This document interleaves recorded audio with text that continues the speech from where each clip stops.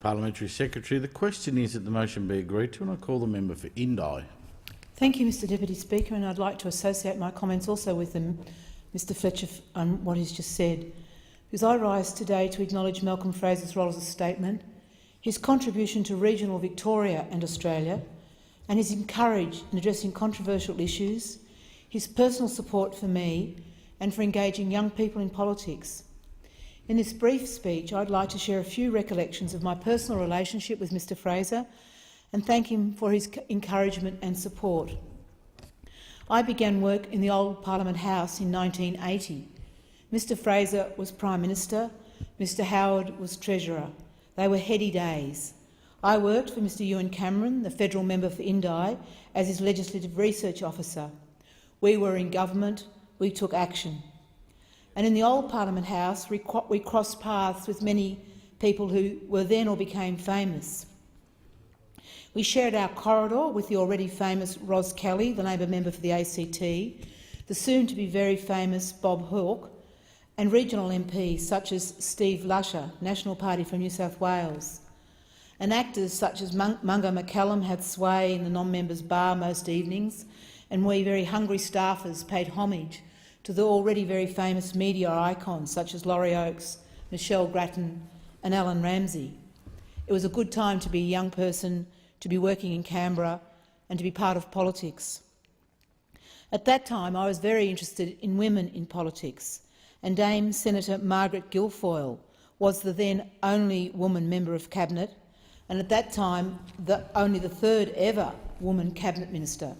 Previous Cabinet Ministers had been Dame Enid Lyons and Dame Annabel Rankin, and Dame Margaret Guilfoyle was the first Victorian woman minister, and she was a strong role model for us and a great supporter of women in politics. It wouldn't be true to say that I knew Mr Fraser well, but he would certainly acknowledge me, smile and say hello. He knew who I was, who I worked for, where I was from, that I was from country Victoria. And for me that was enough to know that I was connected. It was, as I said, it was an interesting time in politics. Mr Fraser was supporting the building of the new Parliament House, and some of us younger staffers wondered, would there be toilets and showers for women staffers? They were in short supply in the old place. And childcare was another issue in the electorate, and we were growing in our understanding of how important accessible and affordable childcare was for women if they were to enter the workforce. Some of us staffers were concerned that the design of the new Parliament House didn't include any childcare. And I can remember convincing Mr Cameron that this was a really important issue and we needed to take action. And we got permission from the then Speaker for a survey to gauge demand and what potential usage would be. And that felt a great victory.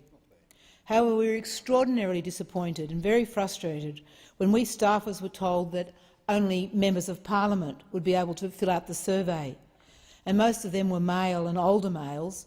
Few saw the need for childcare, and this led us as a small group wanting to take the issue to Senator Guilfoyle and to the Prime Minister.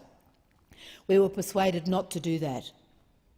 The new Parliament House was duly built, and only much later was the childcare centre added, taking over from where the non-members' bar had been. And in retrospect, I wonder what would have happened if we younger staffers had pushed the issue. The second story I'd like to share regarding Malcolm Fraser happened much more recently. On the Sunday after the 2013 elections, he rang me at home, and while the vote was very close and still undecided, he congratulated me, as it looked like I might win the seat. He acknowledged that what we were trying to do in Indi, our work in community engagement, and our efforts to address the widespread sense of disillusionment, disengagement and disappointment that many in our regional communities felt about our current state of political discourse. He'd been following my career, and he approved of our work with young people, saying that if there was going to be any change in our nation, it would be because the young people wanted something more. He approved of our work in encouraging the community to participate in politics, knowing that community engagement and participation was the bedrock of an effective democracy. He saw our efforts for what they were: humble, yet transparent, open, honourable, necessary, courageous, and from his perspective, absolutely necessary. I think he saw in the Voice for Indi movement something of the old-fashioned liberalism, and he saw in me and my supporters a more traditional rural community candidate. He was delighted at the result in Indi and offered me his support, and on a number of other occasions since then, as has many other peoples in this House, his advice. We shared much, including our belief in the need for participation to underpin the democratic process, the need to make sure young people were engaged in and understood politics. And on issues such as the treatment of asylum seekers, we both felt that the political system was letting our country down.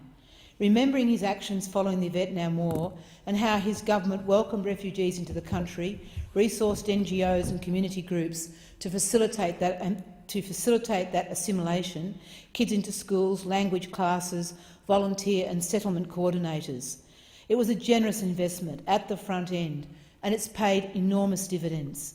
Today we can learn so much from his generous, inclusive policies. So in closing, I would like to say publicly, thank you, Mr Fraser, goodbye and God bless you, and may you rest in peace. And thank you for your belief that we as a nation are a generous, caring, practical people. We can both stop the boats and look after people. We can honour diversity. Thank you, Mr Fraser, for your trust and belief that Australia can be better than this.